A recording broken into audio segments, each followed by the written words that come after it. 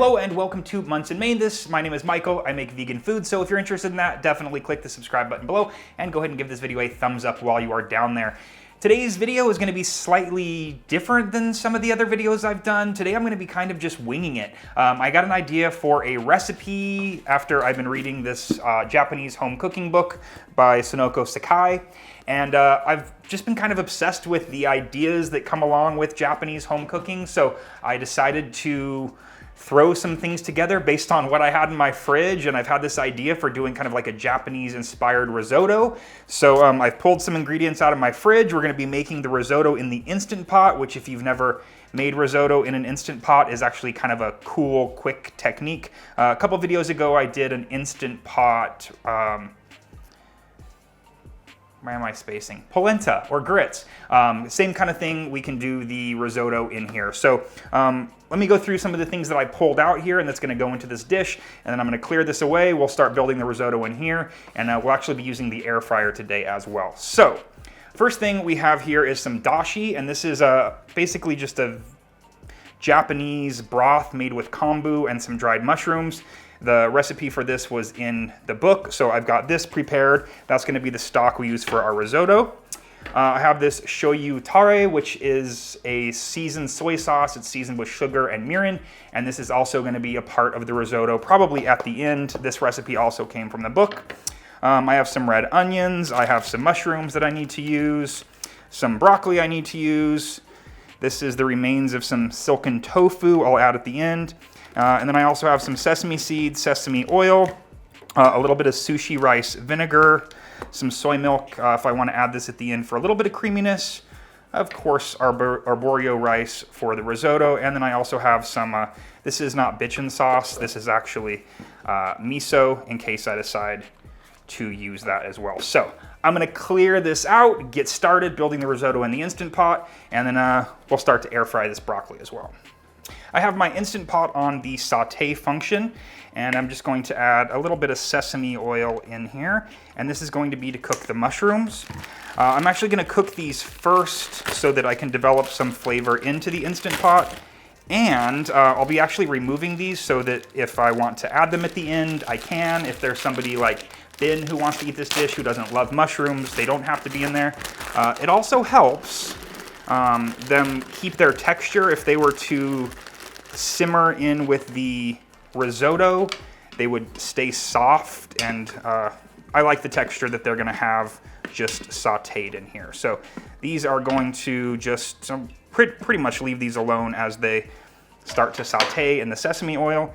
And while they do that, I'm going to prepare the broccoli. Now, if you watched my last video, which was cauliflower tacos, I showed you how to break down a head of cauliflower. This is pretty much the same thing. We want to work from the bottom up, and we're just going to cut the florets off. I'm using a smaller knife here. Actually, I can just go this way, make it a little bit easier. And I do want fairly large florets for this. These are going to be tossed with sesame oil, and I'm actually going to cook these in the air fryer. If you haven't ever just cooked plain vegetables in the air fryer, you're really missing out. If you don't have an air fryer, I'm not saying you have to go get one, but cooking vegetables like this, just maybe toss in a little sesame oil or not even oil, they just get nice and caramelized, and it kind of reduces the vegetables so it concentrates the flavor a little bit. It's my personal favorite way to cook broccoli. We're not gonna waste the stalk either, so I'm just gonna cut off the very end, cut off the very top, and then I'm gonna go around and just cut off the outside, I don't know what it is, skin of the stalk until I get down to the soft white center. And then I'm just gonna cut this up into little cubes, and this will air fry as well. So a little bit of sesame oil on these. Again, you could avoid the sesame oil if you wanted. I personally love the flavor. The mushrooms already smell amazing in the Instant Pot with the sesame oil there. And I'm gonna grab a little bit of salt and pepper for these as well.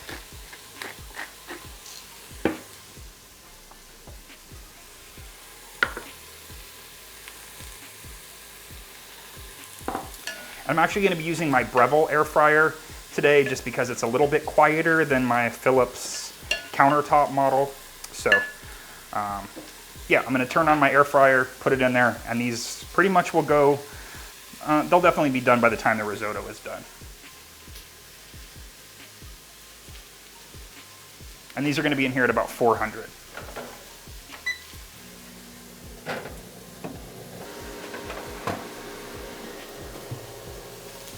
So I'm just gonna tend to these a little bit.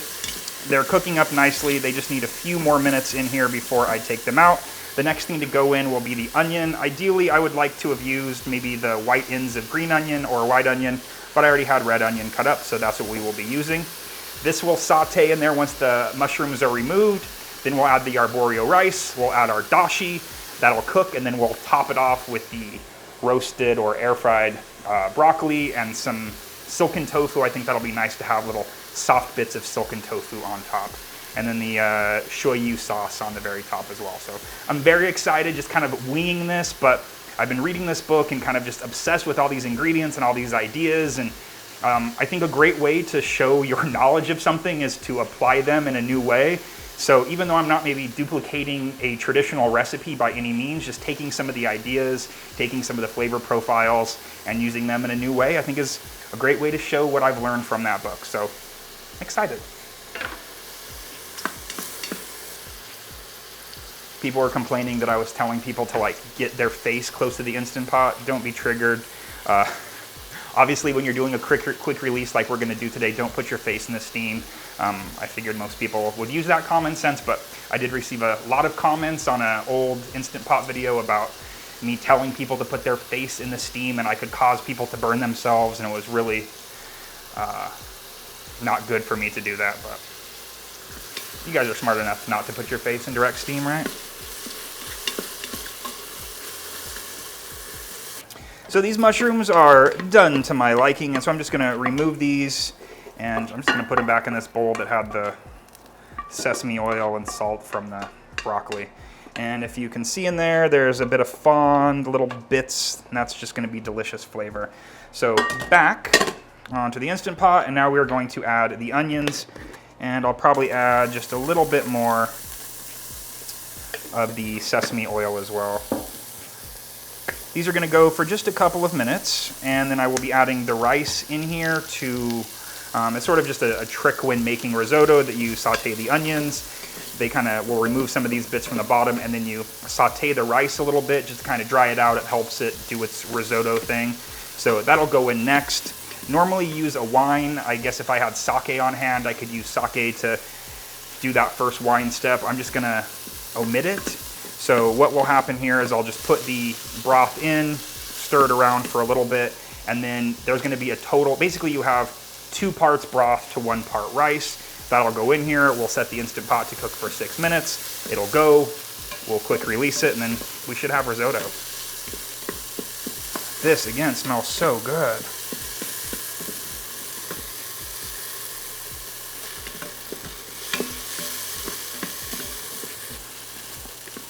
All right, so these onions are softened pretty well. I'm going to add the rice in just a little bit less than 1.5 cups in here. And you don't want to rinse your arborio rice when you make risotto, just because the starch is what's going to give it the creaminess. So if you were to rinse it like you would if you were making any other kind of rice, what you would do is rinse off all of that starch, and you would miss out on the benefits of using a starchy rice to make the creamy risotto. So this is gonna go for maybe just a minute and get everything mixed together, and then I will start adding the dashi.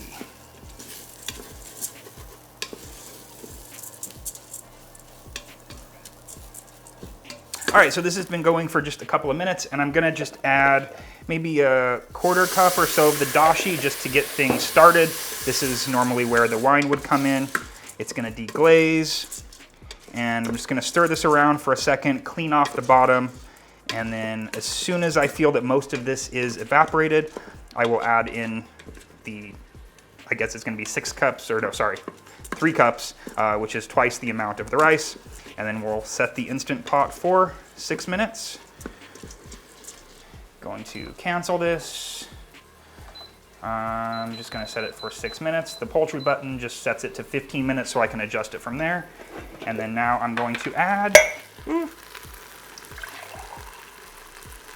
twice the amount of dashi as I have rice.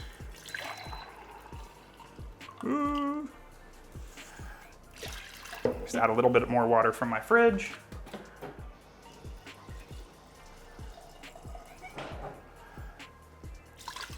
All right, mix this together, the lid goes on, and that's pretty much it. Actually, before I put the lid on, I do want to add just a little bit of miso for some saltiness. I'll probably add maybe just about a tablespoon. The dashi does have some saltiness from the kombu, which is a seaweed. This will help it.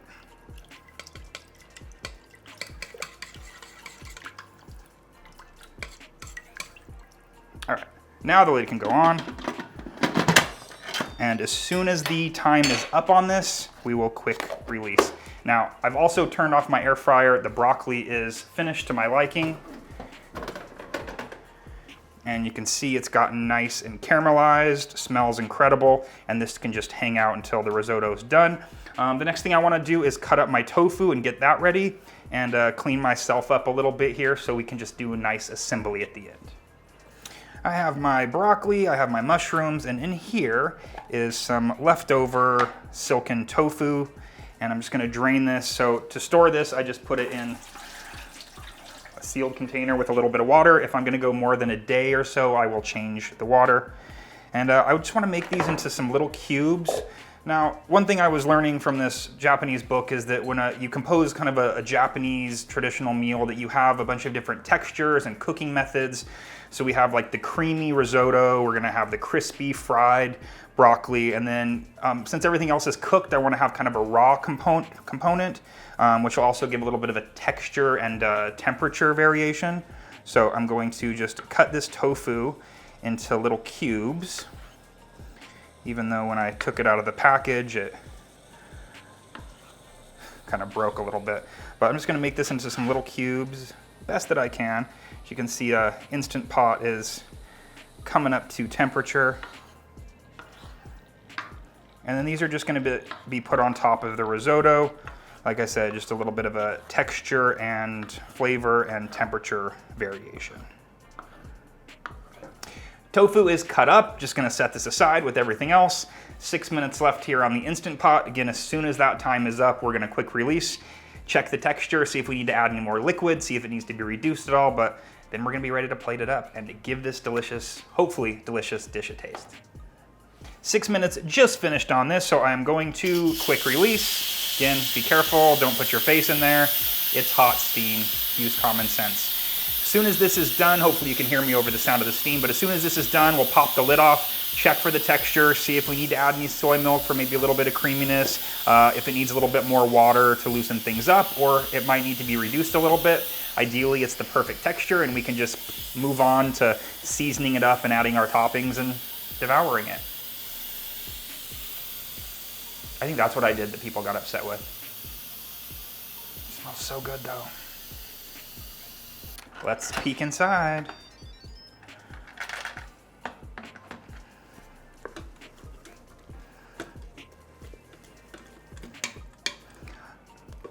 Maybe not as creamy as I would have liked, so I think I am gonna add a bit of soy milk in there just to kind of make it a little bit more opaque, but I do want to give it a taste to see how the flavor is, to see if it's got enough seasoning. I am gonna be adding some of the seasoned rice vinegar to add just a bit of acidity in there as well. Well, let's give it a go.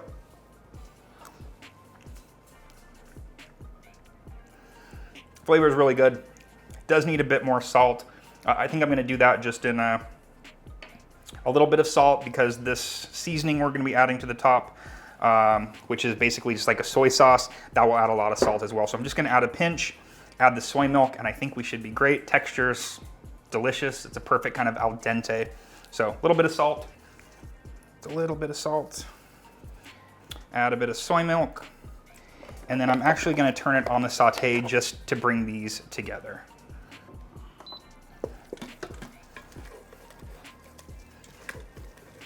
little bit of agitation will again help with the starches and just help to get it a little bit creamier. But I'm not too mad at this, and I really just do like the flavor. It's subtle, and I think it's gonna be great to just be a nice base for these other ingredients. This is kind of, I guess, like a cheater congee in a way, like you're kind of taking like a kind of more traditional Japanese rice porridge, but you're mixing it with the risotto cooking method.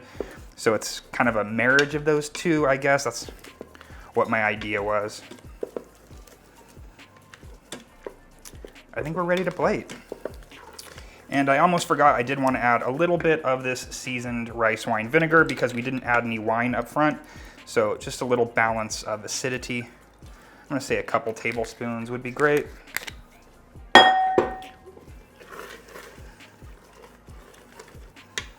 Give it one final taste with a clean spoon before I plate it up, but pretty confident this is gonna be amazing. That vinegar was nice. Got a nice savory flavor. All the flavors that I put in here are coming through. And again, I think it's just gonna be a nice base for the other things. So let's plate. Let's go ahead and plate this up here. Put a few scoops of our risotto. If it seems a bit stodgy or that it's thickening up, you can definitely just add a little bit more water or soy milk. And then I'm just going to surround these with our toppings. A few cubes of tofu over here. A few of these mushrooms over here. And then some of our air-fried broccoli on this side. And then I'm gonna go with our shoyu sauce and just kind of make a little moat around the outside. That broccoli will cooperate.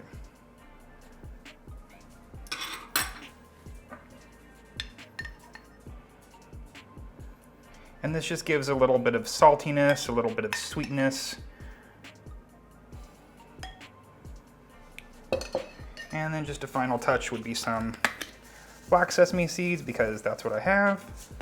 And then a couple drops of sesame oil just on the tofu. And there we have what I think is a fairly beautiful dish here, Japanese inspired Instant Pot risotto with air-fried sesame broccoli.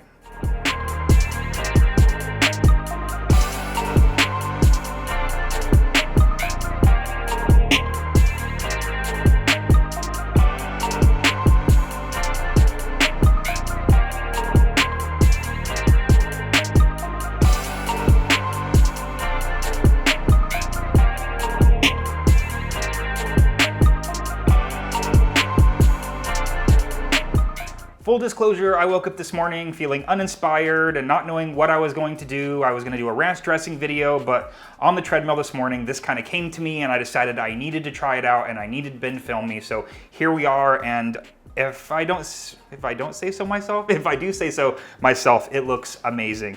So I'm ready to give this a taste, get a little bit of the mushrooms and the tofu. It's a big bite, but let's go. It's beautiful. The texture of the risotto is amazing, even though it's been sitting out a little bit while we did glamour shots, but texture's perfect. The flavor's deep from the kombu within the actual risotto itself to the sauce around the outside. I'm really excited. Let me give a taste of the broccoli while I'm here. That's amazing too. So, pardon me. I will have a version of this recipe on my website, munsonmadethis.com. So please check it out over there. I'll adjust a few things, probably replace the onion with green onion, add a little bit of green onion to the top. And yeah, I think you definitely need to give this a try. If you've never made risotto in the Instant Pot before, definitely give it a try. Use a similar ratio, use your own flavor of stock. You could add nutritional yeast in there to give it a bit of a cheesiness. It's just a really great way to have kind of a risotto dish. in no time at all. So thank you for watching. Follow me on Instagram if you're not already at Munson Made This. If you do make this dish, take a picture, post me, hashtag Munson Made This or at Munson Made This. I will be back next week with a brand new recipe video. Could be the ranch dressing video I've been teasing for a couple weeks now, but who knows, I might be inspired next week to make something brand new just like this. So thank you again. Have a great week. I'll see you next time. Oh, I almost forgot one more thing.